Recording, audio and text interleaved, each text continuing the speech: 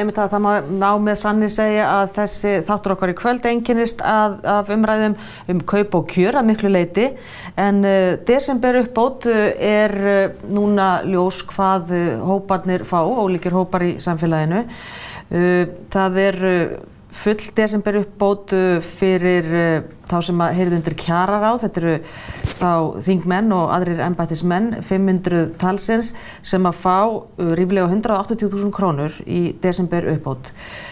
Frá Öryrkjabandalaginu hefur komið tilkynning að full desemberuppbót örorkulífeyrisþega nemur rúmum 43.000 krónum. Þarna mikill munur, hann meira en fjórfaldur. Þetta hefur útskýrt með því að orlofsbónus þingmanna og þeirra sem heyrðu undir kjararáð hafi ekki skilað sér síðast og það sé sem sé inn í þessari tölu. Munurinn samt sem áður mjög mikill. Rósa María Hjörvar frá Blindrafélaginu, hún formaður málefnahóps kjaramál hjá Öryrkjabandalaginu, velkomin. Takk fyrir. Sko, þegar þetta kemur í ljós, þarna verið að bæta líka upp þessum 500 manna hópi, það að hafa ekki fengið orlofsuppbót, lítur það myndin eitthvað öðruvís út? Nei, svo sem ekki. Það kannski aldrei góð afstæða að vera að ráðast á kjör annara eða hafa skoðunir á hvort eitthvað að vera til lækkunar. Þetta auðvitað örugglega bara gott og gilt eftir því álagi sem þetta fólk hefur og örugglega ekki nóg að vera með 14 milljónir á ári og þar fram til götunum. Það breytir því samt ekki að okkar fólk situr eftir með skammarlega litla upphæð og alveg sama hvernig maður reiknar þetta, þá munurinn á milli þeirra sem eru á framfærslu ríkisins í hæsta stigi, í lægsta stigi, allt og mikill. Já. Þetta sko full desemberuppbót örorkulífeyrisþega 43.000.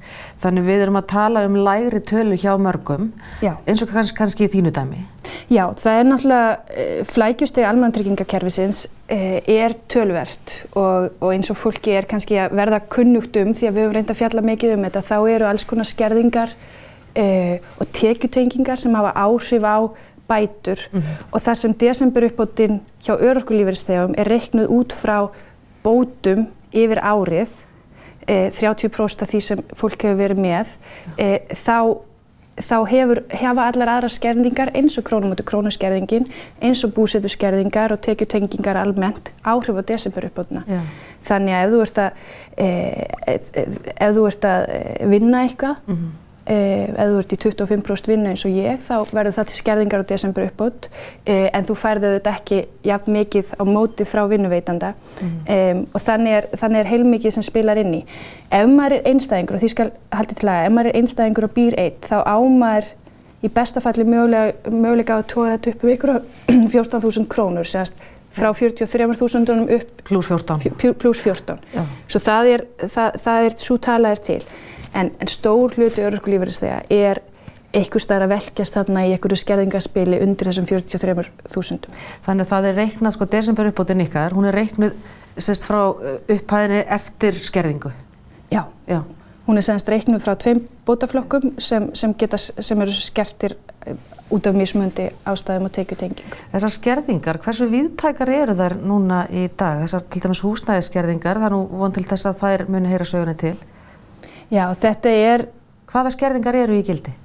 Krónumóti krónuskerðingin sú sem grimmust, ef maður má segja þannig. Hún skerðist krónu fyrir krónu fyrsta 100.000 kallinn sem þú þénar, verður til lækkunar á því sem heitir framfærslu, sérstakri framfærslu. Hvað máttu vinnaðurinn mikið áður en skerðingin byrjar? Ekkert. Það öfugt. Já. Þú byrjar strax að skerðast á þessum bótaflokki. Og það ekki bara atvinnutekjur, heldur allar skattskyldar tekjur. Og það því miður líka þannig á landinu að það eru svo ótrúlega marga greiðslur sem falla inn undir það. Að vera skattskyldar? Að vera skattskyldar. Eða verða til skerðingar hjá Tryggingastofnun. Þannig ef þú ert að fá dánarbætur, hjálpartækjastyrki sem þú getur ekki vísað sem eru skattskyldar á einhvern hátt, þá verður það til skerðingar á bótunum. Og sko meira styrkirnir til hjálpartækja svo fólk geti kannski athafna sig í daglegu lífi? Já, Og til dæmis eins og ég var þeirra gæfu aðnjótandi að fá styrk úr Þórsteinssjóði því að ég líka nemi við Háskóla Íslands og Þórsteinssjóður styrkir sérstaklega blinda nemendur við Háskóla Íslands og það Tryggingastofnun tók þann styrk þarna þrátt fyrir að hafa ekki sýnt neitt sérstaklega námsárangur þarna. Svo þannig eru margir hlutir og þetta flókið spil, hvernig þetta spilast saman, svo fólk með þarna ýmsar tekjutengingar, aðrar og bótaflokkarnir svo búsetuskertir á mismunandi hátt. Hvernig er þessu búsetuskerti? Eins og hún hefur verið, þá hún þannig að ef þú hefur búið erlendis í EES-ríki, þá réttur þinn meira og minna þar. Jafnvel þótt að þú eigir engar réttar. Þá ertu búsetuskertur, eins og í mínu tilfelli þegar ég flytt hér til landsins og frá Danmörku, hef búið þar lengi, sækjum örorku eftir 1 árs búsetu á Íslandi, þá er það búsetuhlutfallið mitt. Sem þýðir? Að ég, eins og það hefur verið hingað til, hef aldur og ævi alltaf bara í rauninni búið 1 ár á Íslandi. Það sem viðmiðið fyrir greiðslu allra bóta. Þetta eitthvað sem hefur verið að bitna alveg gífurlega á fólki því að þetta þýðir að þú ert langt undir öllum viðmiðum og það líka desemberuppbótin og líka þá hefur í rauninni enga framfærslu og maður hefur mjög sjaldan geta sótt eitthvað til annarra landa því að það oftast háð búsetu í því landi og þessi hópur gjarnan fólk sem kannski einmitt að koma heim til þess að sækja sér lækningar eða að vera nálægt fjölskyldu í veikindum eða eitthvað slíkt en getur ekki reitt sig á að hafa rétt á framfærslu hér, jafnvel þótt að hafi alist upp hérna eða eigi foreldra hér eða annað slíkt. Fengum álit umboðsmanns í sumar sem segir að þetta sé ekki réttmætt framkvæmd, að EES-samningurinn og norræni samningurinn eigi að vernda fólk sem flytur svona á milli landa, að það eigi að vera tryggð framfærsla og nú virðist það sem að ráðuneytið sé komið á það líka og þessari framkvæmd verið breytt. En eftir stendur að 1. desember fengu þessum öryrkjar sem eru búsetuskert á desemberuppbót. Þrátt fyrir álit umboðsmanns hafi verið í sumar og annað slíkt. Svo það er fullt af fólki sem kvíðir jólahaldinu og hefur ekki bara neina stöðu til þess að taka þátt í þessari veislu. En það þetta verður sennilega þá aflagt en sko útséð með að krónu á móti krónu kerfið verði aflagt á þessu kjörtímabili? Það góð spurning. Það meiri hluti fyrir afnámi krónu á móti krónu meðal þingmanna sem nú svo skrítið að við búum við þingræði og það meiri hluti fyrir ykkur en það kemst samt ekki í gegn. Og að þínu mati á hverju strandar? Þetta hefur alltaf verið sett í nefnd og hefur verið það undanfarið 12 ár og það strandar eiginlega bara þar. Við höfum vonir að þetta kæmi nú áramótin. Maður bara segja alveg eins og að við höfum tölver bjartsýn að þessi ríkisstjórn hefði bara hugrekki til þess að byrja að afnema krónu á móti krónu skerðingu áramótin. En það varð ekki. Það voru þessir 4 milljarðar umræddu miklu sem hurfu og eru það 2,9. Svo ég þori ekkert, maður bara alltaf bjartsýnn og vonar að fólk sjá því að þetta náttúrulega eitthvað mesta óréttlæti sem eru ekki að búa við. 4 milljarðar sem eru 2,9, í hvað ertu þá að vísa?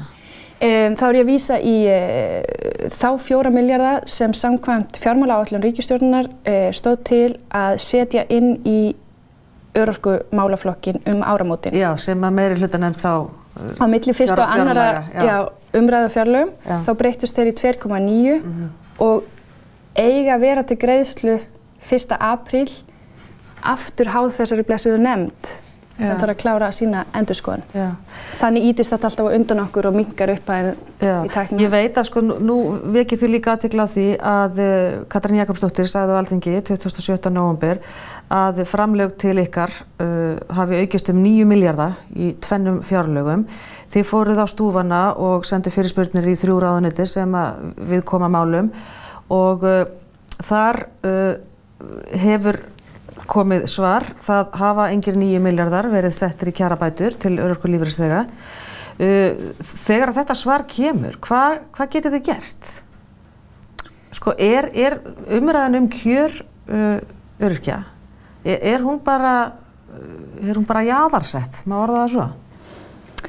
Hún hefur verið það til fjölda ára og við sjáum að undanfarin áratug og jafnvel áratugi þá hafa öryrkjar dregist alveg ofsalega aftur úr og hafa til dæmis ekki notið neinna leiðréttingar eftir hrun eins og aðrir hópar í samfélaginu og höfum verið svona á kantinum og kannski ekki komist að, en ég held nú að það sé að sýna sig og sanna að þjóðin sé að verða upplýst stöðu mála.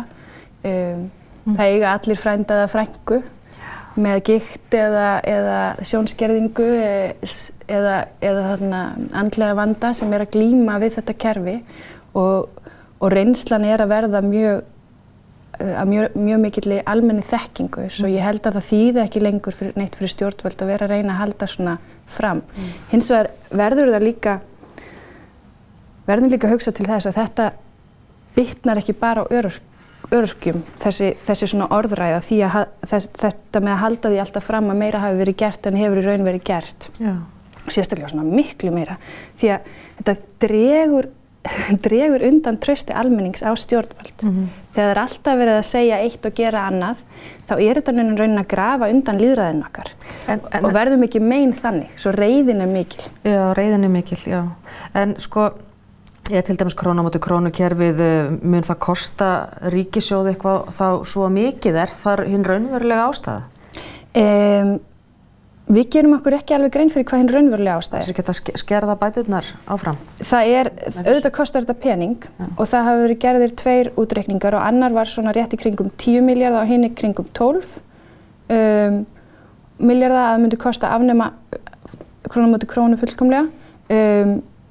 Það svo, þá að maður þá eftir að taka tillit til afleiddra áhrifa auknum skatttekjum, auknu virkni. Við vitum það að ef fólk hefur tækifæri til að fara út og þéna pening, að það býr við betri heilsu, að það, þú veist, peningurinn skila sér líka inn í veltu og allt slíkt. Svo þá alveg eftir að taka til alls þess og það alveg hægt að reikna það fram og tilbaka.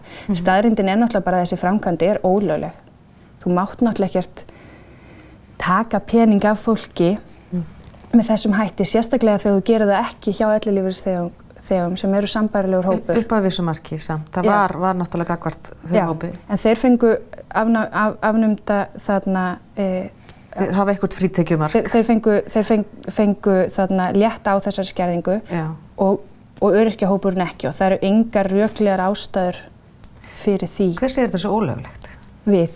Samkvæmt lögfræðiáliti hjá okkur sem við létum útbúa fyrir okkur nú í sumar, þá þetta síðan að eftir breytingar hjá ellilífeyrisþegum þá þetta ekki lögleg framkvæmd, því þetta eru sambærilegir hópar og það er engin málefnaleg ástæða fyrir því að skerða öryrkja öðruvísi en ellilífeyrisþega og það hafið undirbúningur á dómsmáli. Út af því? Út af þessu og það einfaldlega bara í vinnslu og verður náttúrulega að sjá hvað kemur út af því, en það verður náttúrulega bara mikil reisn held ég og stór sigur, pólitískur sigur fyrir ríkisstjórn að afnema þetta bara. Já. En það ekki eins og fólk velja sér þetta hlutskipti þín fötlun, hún náttúrulega eitthvað sem að þú færð í genónum eða hvað? Já, hún eins og að vinna í Víkingalottói. Þetta er einhverjar 2 stökkbreytingar og eitthvað svona genalotteri og hún náttúrulega eins og margar svona fötlunir, hún líka síbreytileg. Þetta hrörnunarsjúkdómur. Þú fæddist ekki Nei, ég fæddist blind eða? Ég fæddist sjónskert og hef svo hrakað og mun mögulega hraka í áframhaldinu. Það þýðir að maður þarf ofta að stíga til hliðar og venjast nýjum aðstæðum. Einu sinni gat ég lesið á bók aðstöðulaust, nú þarf ég að gera það í tölvu og svo framvegis. Þetta svona mjög sveigjanlegt ástand og þegar maður að tala það að reyna að fá einstaklinga eins og mig inn á vinnumarkað og slíkt, þá þarf líka að vera rými fyrir þennan sveigjanleika. Akkurat. Og það eitthvað sem við þurfum svolítið bara að huga öll saman, hvernig við gerum. Og það ekki hægt að gera það bara með því að lemja örorkulífeyrisþega fjárhagslega í höfuð. Nei. Þetta eitthvað sem maður að glöggva sig betur á, þar að segja fjárhagsleg staða, kjaramál, öryrkja og það alveg ljóst að margir vilja vinna, getur, eða vilja, sjálfsögðu, vill fólk vera virt, en við sjáum hvað setur. Rósa María Hjörvar, formaður málefnahóps um kjaramál hjá Öryrkjabandalaginu. Takk hérlega fyrir komuna. Takk fyrir mig. Og hér rétt á eftir Þórður Snær Júlíusson verður með Sólveigu Önnu Jónsdóttur og formann Eflingar, og síðan ætlum við líka að tala jólakvíða, en verið endilega með okkur.